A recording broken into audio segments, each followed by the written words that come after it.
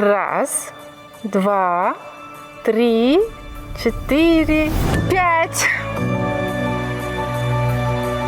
Не, любит, не буду делать.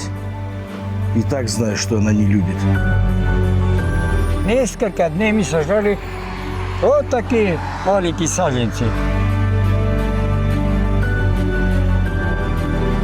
Что сюда входит? Это стационар, который у нас на первом этаже, первичное звено поликлиника и станция скорой медицинской помощи.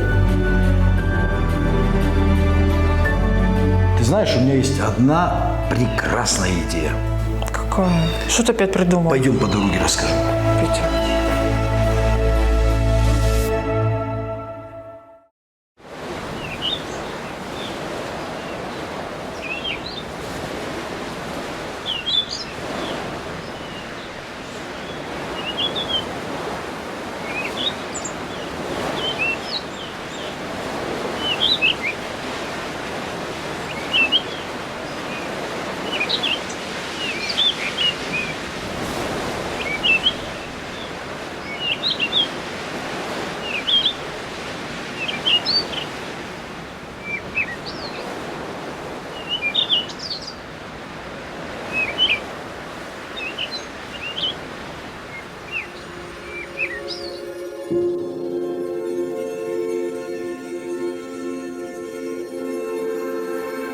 Ну что, рассвет в горах – это вообще отдельный вид счастья. Хочется просто стоять, смотреть и вдыхать эту красоту полной грудью. Тишина такая, что слышно, как речка шепчет свои секреты, перекатываясь по камешкам. И в такие моменты особенно остро чувствуешь – ты здесь и сейчас, видишь мир во всей его первозданной красе и можешь уловить даже самый тихий его звук.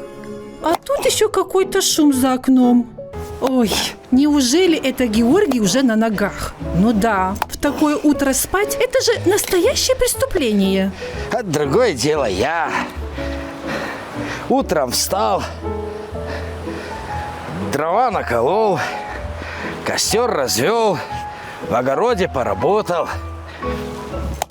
А она... Ох, ну вот сейчас теплей. Вот это я понимаю. Прекрасное утро в горах. О, кто там бурчит с утра, не понимаю.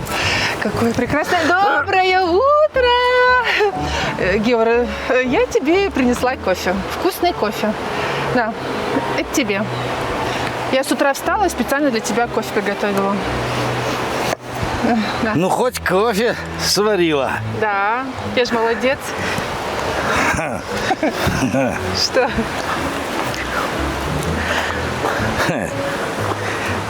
Молодец.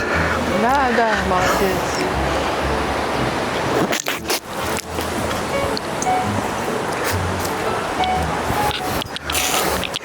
Не трогай ничего больше в этом доме.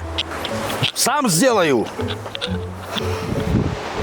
Ну, сделай. Ай, я, наверное, сахар с солью перепутала.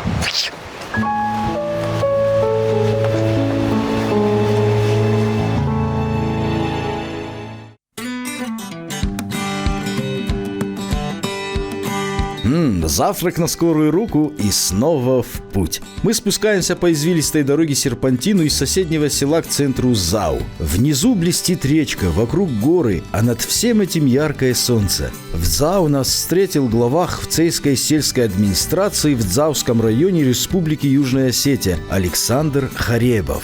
Первым делом отправляемся на Аллею Славы. Она раскинулась прямо в сердце села. Памятник, установленный здесь, это тихая дань уважения тем, кто защищал Родину, и тем, чьи жизни унесло землетрясение.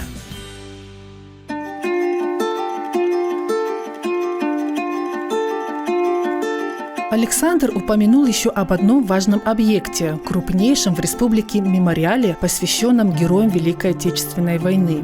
Этот памятник возвели в 1985 году. Его серьезно повредило землетрясение 1991 года, после чего памятник долгие годы пребывал в запустении. Однако сегодня мы не будем его посещать. Наш путь лежит в другую сторону.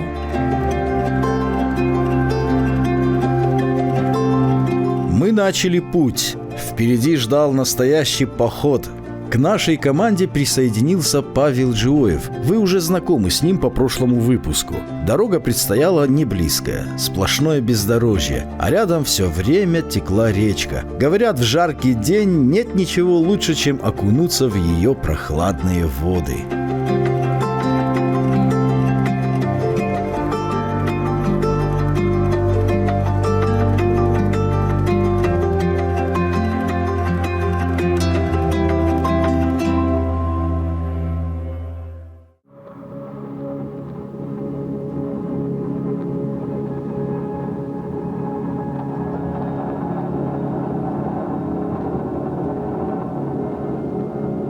С каждым метром вверх природа раскрывалась по-новому. Все притягательнее и волшебнее. Зеленые холмы, изрезанные тонкими лентами ручьев, издалека напоминали причудливые дороги. А облака, плывущие в вышине, складывались в живые картины. В эту природную глубину хочется смотреть бесконечно.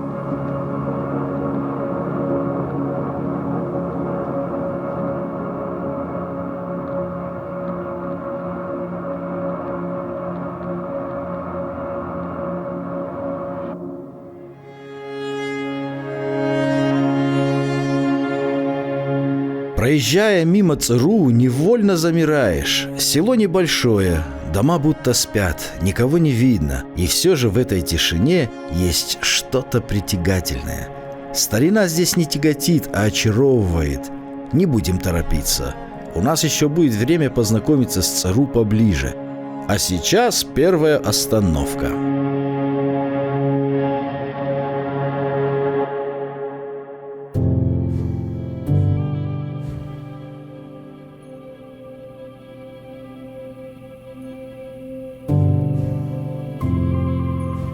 Храм святого Георгия Победоносца расположен вслед ЦРУ в долине реки Гудисдон. Его построили в 2006 году на месте старинного храма XIX века. Инициатором строительства выступил экс-президент Южной Осетии Эдуард Кукойты. Считается, что село ЦРУ исторически связано с родом Кукойты, Кукоевых.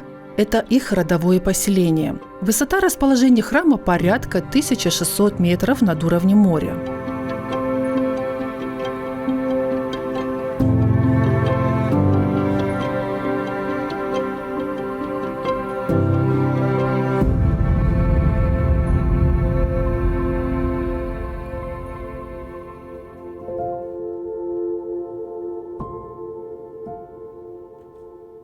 Прежний храм был полностью разрушен.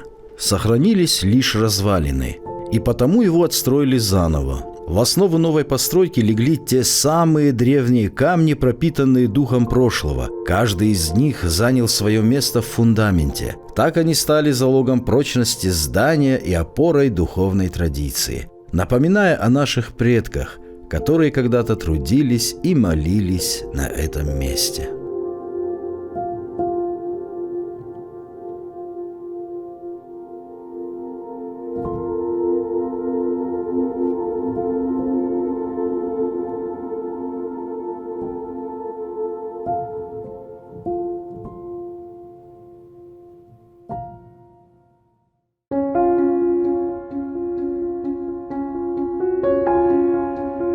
Звонница стоит подле храма, но ее голос звучит нечасто, словно бережет тишину. Внутри нет привычной пышности росписей ни на стенах, ни под куполом. Иконы нашли свое место внизу, у алтаря, а не на стенах. Невысокий помост отделяет алтарную часть от остального пространства, и даже скромный столик здесь обретает значение настоящего престола. Это видимая пустота не отсутствие, а наполненность. Она дышит верой всех, кто приступает порог. В храме ты встречаешься с собой, со своей верой без посредников. И в нынешние дни каждая молитва, звучащая здесь, обращена к миру и здравию всего человечества.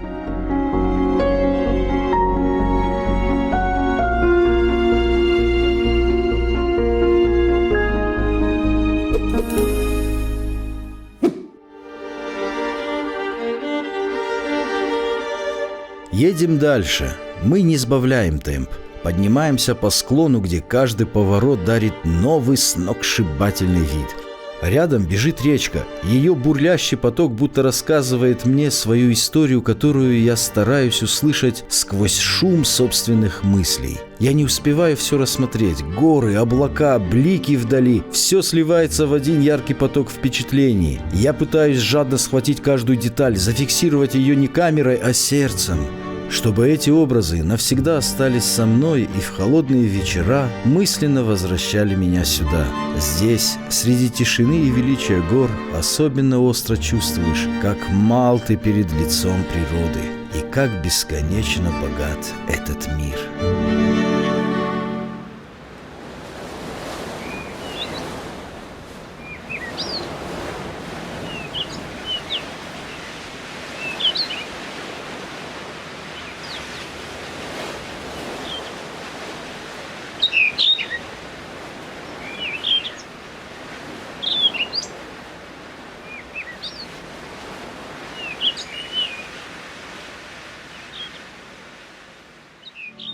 А сейчас вторая остановка. Пожалуй, самое время замедлиться, чтобы глубоко вдохнуть этот воздух и просто сказать «Спасибо, что я здесь». Прекрасное место. Где мы сейчас? Сейчас мы находимся на территории села Тру. Раньше это село было очень многолюдное, и вот эти все поля, они обрабатывались, возделывались, и в основном люди жили сельским хозяйством, то есть земледелием и животноводством. А так как вот тут все обрабатывалось и вспахивалось, людям приходилось косить траву вот на этих горах. Вот прям на самом Да. верху? Мне кажется, это так невозможно. Как они вообще туда поднимались? Тяжелые потом были это... условия жизни, люди много трудились, приходилось с утра до вечера вспахивать. Ой-ой-ой, мне кажется, это так сложно. Я себе даже не представляю. Вот сегодня мы на это все смотрим как на прекрасную картину. И даже у нас в голове мысли нет, что как-то когда-то здесь было настолько тяжело. Да. Да. А сколько вот на сегодняшний день приблизительно здесь живет людей? Где-то 25 домов сейчас в селе осталось. Ну, наверняка здесь зимой бывает очень сложно, да? Да, с дорогой бывают проблемы, снега выпадает много. Ну и что поделаешь, приходится терпеть. А то есть люди, получается, оторваны от цивилизации, да? Не, дорогу, там пару дней дорогу прочищают, дорога бывает. Но все равно снегопадов много и часто заметает дорогу. Приходится много трудиться, чтобы у людей был доступ. Да. Ну, магазинов как таковых здесь нет. Нет, магазина нету. Приходится ездить туда вниз, да, чтобы закуп делать. Да, тяжеловато. Но мне кажется, виды того стоят. Прям волшебные. Да, тут волшебно.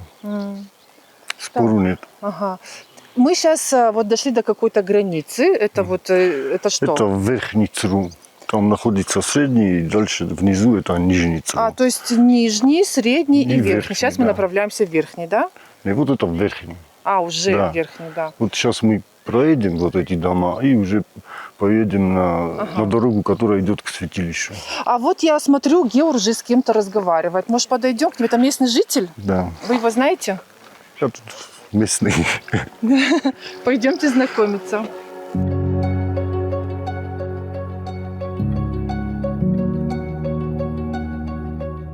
Выбор жизни в горах – это решение, которое требует особой стойкости. Да, панорамы здесь захватывают дух, и порой кажется, что сама природа исцеляет и наполняет силой. Но за этой красотой скрывается суровая реальность. Многие горские села живут в условиях хронической бедности. Молодежь уезжает в города в поисках работы, а оставшиеся жители вынуждены бороться с нехваткой базовых благ. От нормального отопления до доступа к качественному образованию. Виды компенсируют многое, но не могут согреть дом зимой и не накормят семью. Такое мощное ограждение, в кавычках. Это чтобы скотина не заходила и не затоптала траву. А, все. Ага. Интересно. Добрый день. Меня зовут Алина.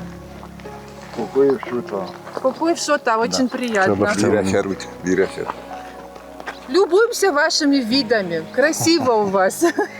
Красиво, да, красиво. Красиво очень. Вы занимаетесь тоже сельским хозяйством, у вас есть свой огород наверняка, да? Да, Вот огород спасает, скажите? да. Да, вот что без огорода делать, я даже не представляю. Живность у вас тоже есть, даже? 8 голов вы сказали. 8, да. Ой, за А ними тоже. на зиму сено сами готовите? Да, косим. А чем вы завтракаете? Ваш завтрак какой? Сыр. Сыр, Сыр, да. так, хлеб, лук, наверное, да? Да.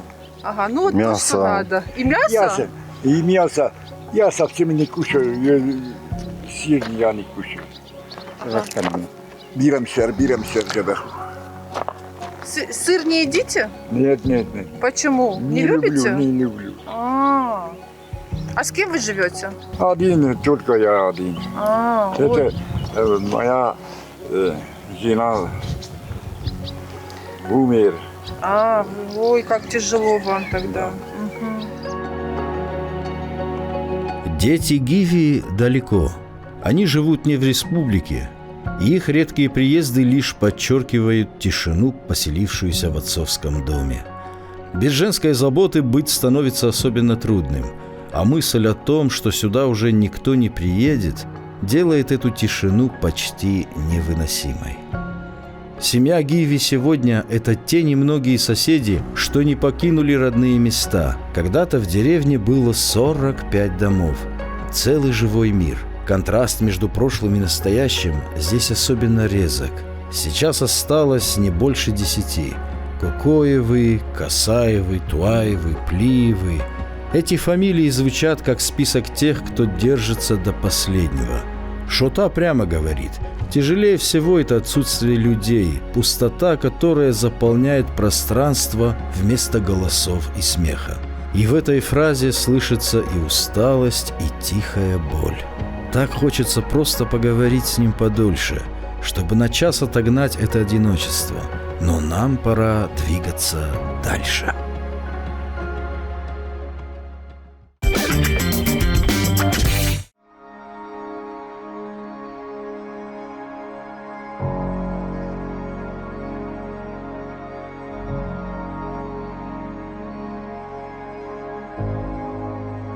Дорога неуклонно набирает высоту, и вскоре мы попадаем в пространство, которое словно создано для того, чтобы поражать воображение. То самое место, ради которого стоило преодолеть этот путь. Кругом невероятные панорамы, один вид краше другого. В селе Гер или Джери расположен один из самых высокогорных храмов на Кавказе. Он выглядит так, будто простоял здесь не 100 лет, хотя построен был только в конце 19 столетия. Но история этого места куда древнее. Задолго до храма тут находилось почитаемое горцами святилище. Сейчас мы находимся на одном из самых прекрасных мест нашей Родины. Это святилище Джер-Джуар. По одним данным относится к 17 веку, по другим данным говорят, что 9-10 век. Наши предки всю жизнь сюда ходили, поклонялись Осторджа, просили у него избавления от бед.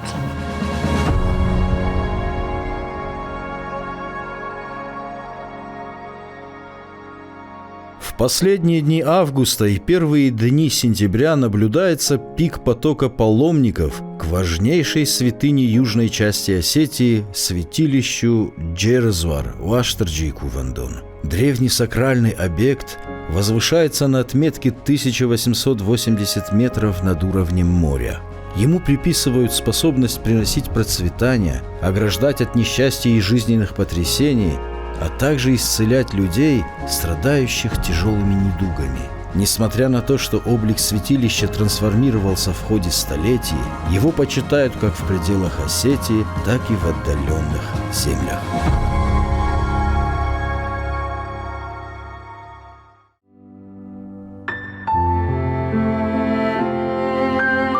Первое, что приковывает внимание при подходе к святилищу – старое дерево, стоящее будто на страже границы между обыденным и сакральным. С давних пор живет в народе традиция повязывать на его ветвях ленты. В каждом таком лоскутке частица чьей-то души. Кто-то просит о помощи, кто-то благодарит за свершившееся, а кто-то просто хочет оставить след своей веры. Эти разноцветные нити плотно привязаны к ветвям, стали немым свидетельством многолетней связи людей с этим местом. Они хранят память о тысячах исполненных и еще не сбывшихся желаний.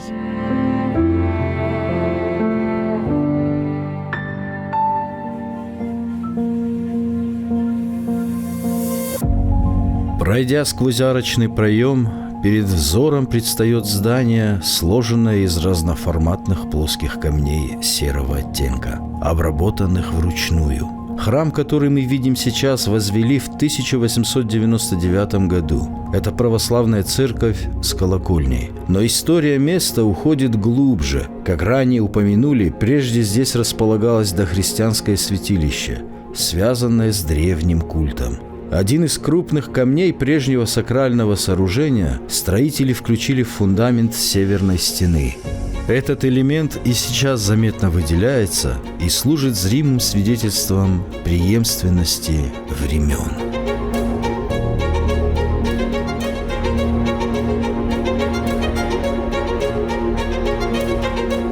Согласно традиции, полагается трижды обойти храм, двигаясь против часовой стрелки. У угла принято начертать крест, мысленно сформировать просьбу или загадать желание, а возле колокольни ударить в колокол. Лишь завершив 3 круга, разрешается войти внутрь, вознести молитву и зажечь свечу. Свеча здесь как знак любви и связи человека с божественным светом. В Джер-Эдуар люди приходят также, чтобы помолиться о здравии своих детей.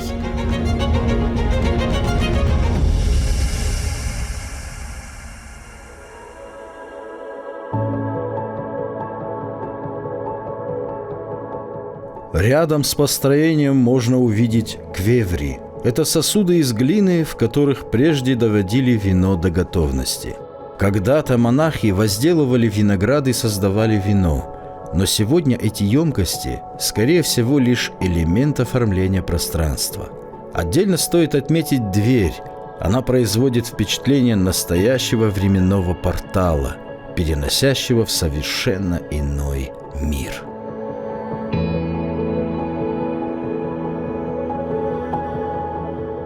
По старинному обычаю сюда несут 3 пирога и астинское пиво, чтобы обратиться к высшим силам с молитвой. Но для меня это не просто ритуал. Здесь оживают голоса предков.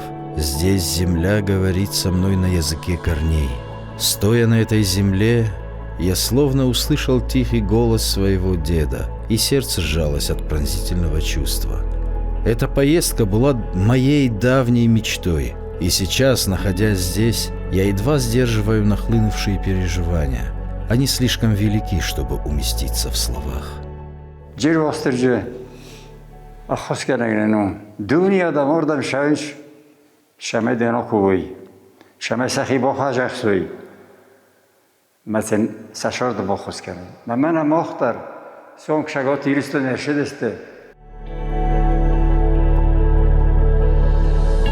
Обратите внимание, святилище стоит на возвышенности, откуда открывается круговой обзор. Павел Нестерович озвучил любопытную деталь. Согласно легенде, Джер-Эдуар способен возвращать душевное здоровье. Вблизи отвесный склон и невероятно глубокое ущелье. В старину туда спускали людей, утративших рассудок. И те, кому удавалось выдержать это испытание, избавлялись от тяжелого заболевания. Чтобы добиться исцеления, к Джер-Эдуару обращались особым образом. Приносили в дар барана и читали установленные молитвы в четкой последовательности. Это должно было привести к выздоровлению. В случае, если состояние больного не улучшалось, ритуал с жертвой и молитвами проводили еще раз. Когда и вторая попытка не давала результата, делали вывод, что Джер-Эдуар не пожелал оказать поддержку семье страждущего.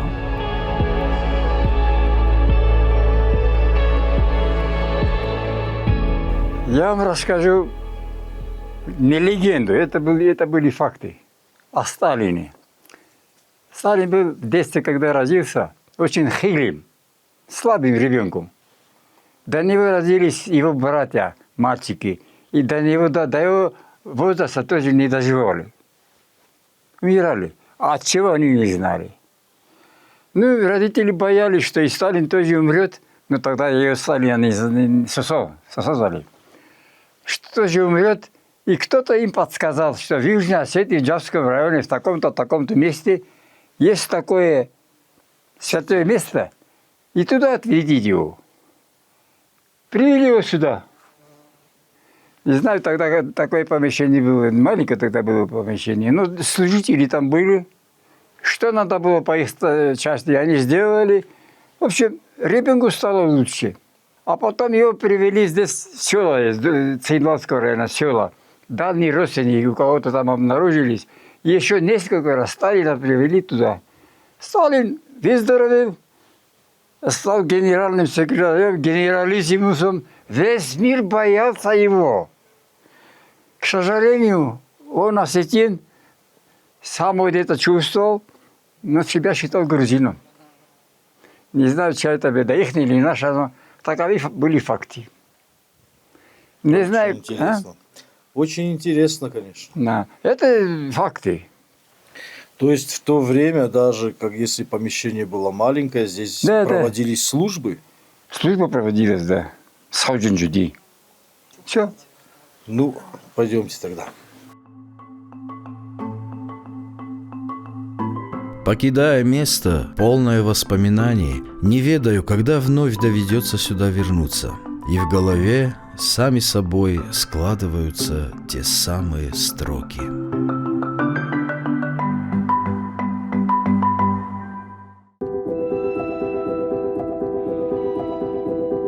Здесь не просто земля, а незримая нить, что связала меня с чередой поколений. Здесь мой прадед учил и любить, и хранить тайный свет от лампад и тепло сновидений. Этот старый порог помнит поступь отца, скрип телеги у тына и плач колыбельный. Здесь из камня стоит, словно дом мудреца, Джерезвар с добротой неподдельной. Я касаюсь коры, под корою течет не смола, а густая родная эпоха. Каждый предок во мне свою силу поет, каждым выдохом также спасительным вдохом. Родовая святыня, спасительный круг, над которым года пронеслись без участия. Ты — единственный лекарь среди тысячи мук, моя главная точка на карте для счастья. Здесь кончается поиск, утихла борьба, словно время застыло в цветущей сирени. Это корни мои, это наша судьба. Припадаю к земле преклоненным коленом.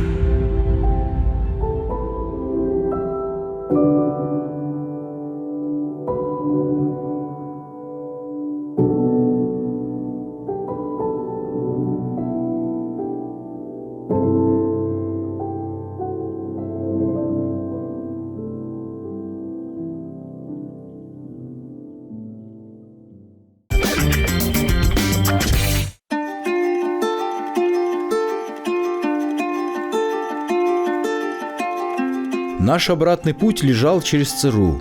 Селение, словно спрятанное от посторонних глаз. Оно притаилось в долине реки Большой Ляхвы под опекой Хвцевской сельской администрации. Переломным моментом в его истории стало землетрясение 1991 года. 8-летняя школа была разрушена, и ее так и не восстановили. Еще совсем недавно, в 1987 году, здесь жили около 120 человек. Жизнь текла своим чередом. Теперь, среди величественных пейзажей и кристально чистого воздуха, почти невозможно представить, что когда-то в этих домах был уют, а пространство наполнялось голосами детей. Сегодня ЦРУ – это тихий, почти безмолвный мир, оторванный от привычной суеты. Удивительно, что он находится так близко к столице, всего в 30 минутах езды.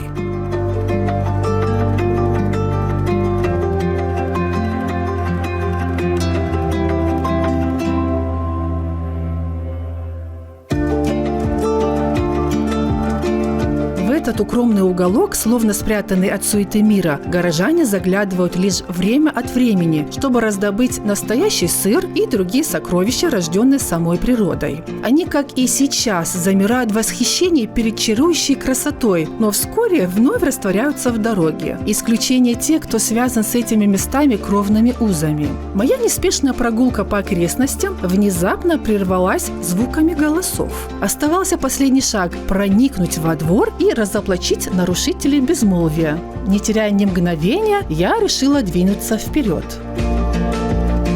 Мы сейчас находимся в Нижнем ЦРУ, и я вот сейчас попробую постучаться кому-нибудь в гости, но так как жителей здесь немного, я просто слышу голоса, и, может быть, меня запустят.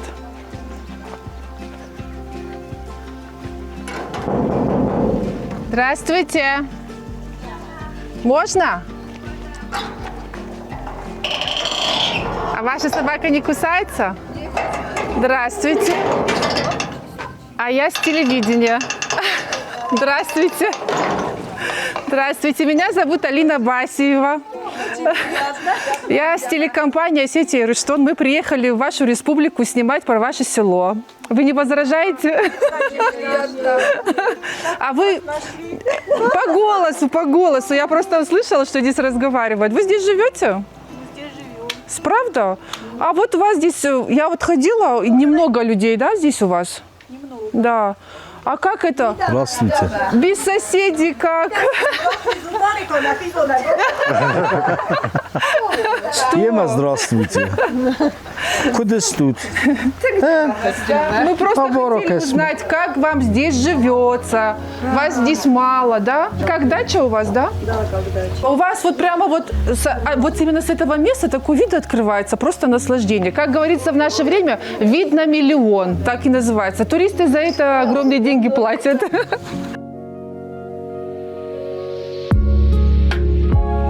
Конечно, нас не отпустили, пока мы не сели за стол, не погрузились в теплый разговор, делясь мыслями и воспоминаниями. А напоследок еще и запечатлели эти мгновения на пару снимков, чтобы сохранить их в памяти навсегда.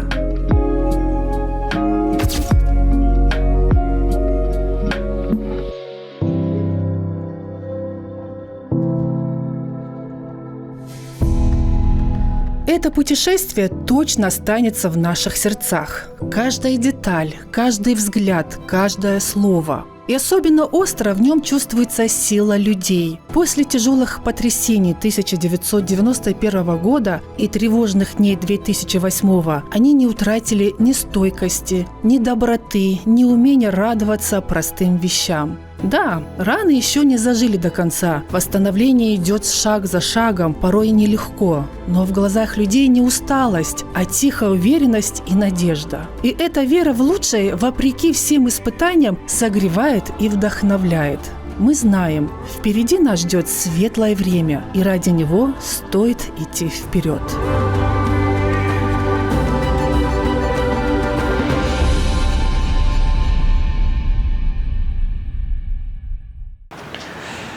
Ой, немножко я подустала. Ну что, Алина, вынужден констатировать тот факт, что на сегодня это все. Очень жаль. Мы провели здесь 2 чудесных дня, и мне кажется, что тебе здесь понравилось абсолютно все. Ну, конечно, я вообще-то впечатлена вот этими видами, которые нам открылись. Мы поднимались, как бы у нас был небольшой поход даже, мы поднимались к святилищу, кругом нас окружают добрые, гостеприимные люди. И куда бы мы ни зашли, везде радуются. А теперь поделись, какими новыми словами ты обогатила свой лексикон. Ой, ну ты меня застала врасплох, конечно. Ну, допустим, подскажи. Вкат. Вкат, то есть это если, да? Если бы, как бы. Так, да. То есть употребляется, если бы я бы что-то хотела сделать. Вкат, ну ладно, ну я поняла, про что ты. И еще форсак. И если бы, как было? Вкат. Вкат. Вот, я думаю, достаточно. Ну, действительно, форсаг очень часто используется здесь, на юге Осетии, хотя очень редко используется на севере. Но я думаю, что мы обязательно еще сюда вернемся, в эти интереснейшие места, но уже в другие локации. Ну что, до новых встреч. До новых встреч. А сейчас что, пойдем? Куда? Туда. Да.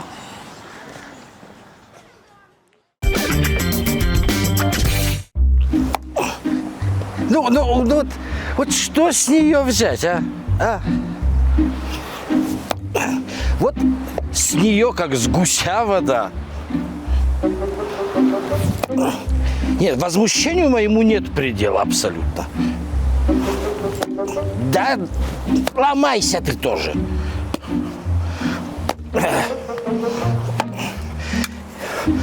Почему?